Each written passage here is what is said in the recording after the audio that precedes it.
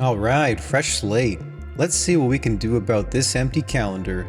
Okay, well, I have a doctor appointment this Friday from 2 to 3 p.m, so let's put that in. I guess I also have my friend's birthday dinner at 6 p.m. on Thursday. We should put that in too. Oh, and I have to pick up some documents from the office. That should take about half an hour on Wednesday. Let's put that around lunchtime. Oh wait, I'm gonna have to wake up earlier that day. Maybe I should schedule it in. Shoot, but then I'm gonna have to move my breakfast to a little bit earlier too. Okay, then I gotta brush my teeth. I'm gonna have to walk the dog. I'm gonna have to go wind down. I'm gonna have to make my bed. I'm gonna have to go get the mail things. Then I gotta go. I'm gonna have to do this. Then I gotta go for a walk. And then oh my god, the scheduling thing is tiring. Oh my god, I forgot to schedule breathing for right now. Oh no, I can't breathe. I have to schedule it in. Oh god. Oh shit.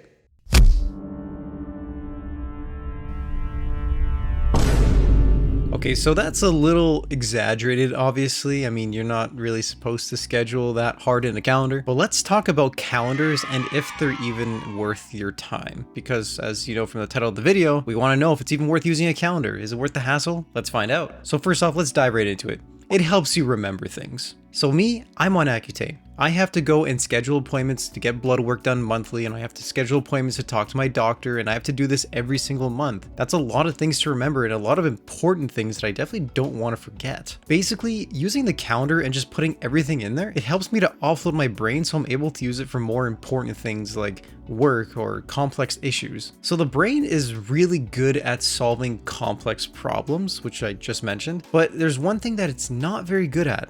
And that's remembering things. At least with a calendar, you can use the set and forget approach to help offload your brain and just allocate more brain bandwidth to things that actually matter, like solving complex problems. You know, things your brain is actually good at. When you're not constantly worrying about remembering things all the time, then your brain can kind of decompress, and it just helps with overall anxiety because you know that you won't forget anything. I never forget about missing an event now because it's always on my calendar, and my calendar is pretty much always in front of me at all times on my phone. So at least with anything important that's worth remembering, which is quite a lot of things like hanging out with friends, you don't want to forget that. The last thing you want to be known as is the guy who bails, not because you chose to bail, but because you just forgot. Like come on, man, you don't want to be one of those people. And then next up, I want to talk about using the calendar as like a time machine. Sometimes you just want to look back and see what did you do on this particular date. And it's been really helpful for cross-referencing things. It's really helpful for using it to find things that happened in the past, so you can use it as like a reference for future occurrences of that thing. I'll take my Accutane again. I have to call the doctor and schedule blood works at monthly intervals, but specifically 30-day intervals, not just 1 month, because that's just how long the packets last. So I have to make sure that I schedule 30 days out if possible. Doesn't have to be perfect, but at least I have that reference in my calendar, so I know when to kind of schedule the next occurrence. Another thing is I just sometimes forget when things happened, and I just like to look back and realize like, oh,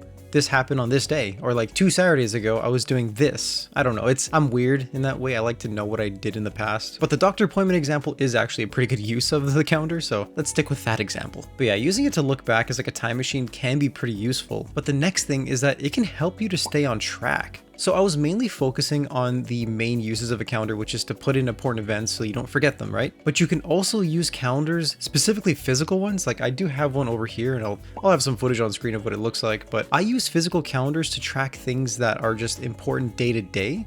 Things like keeping streaks. So for me, I use it to track my workouts, and I use it to track which workout I did. And when I first got a physical calendar, I used it to see how long I could keep a chain of working out in a row. And that's actually what got me into fitness way back in February 2020, over 4 years ago now. Also, having a physical calendar that you can just check in gives you a little bit of a dopamine hit every time you put a little X or you put a number or something, and it's just something that helps you to stay motivated and stay on track. It's great for if you're starting something new, like working out, for example. And it's just nice to have something tangible, like a physical chain that you can see growing. And again, if your personality doesn't match with that, then it might not be that useful. But again, playing an X is how I got into fitness, and it's been a 4-year journey now, and it's probably going to be a lifelong journey, all because of a calendar. That's pretty powerful, man. So I know this video is kind of shorter, and I'm just trying to talk about the use of a calendar because, again, it's a calendar. It's not like some crazy revolutionary tool. Everybody knows what a calendar is and how to use one, but I want to show you how I use it so that, hey,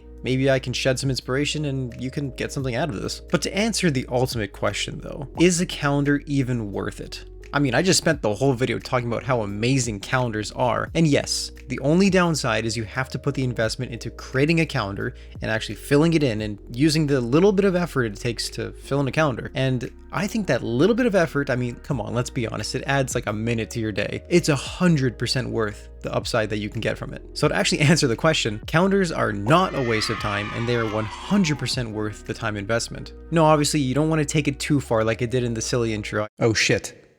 I just kind of made that to exaggerate what it's like if you were to actually take it too far, and yes, you can take calendars too far. You can time block every single minute in your day, and you know what?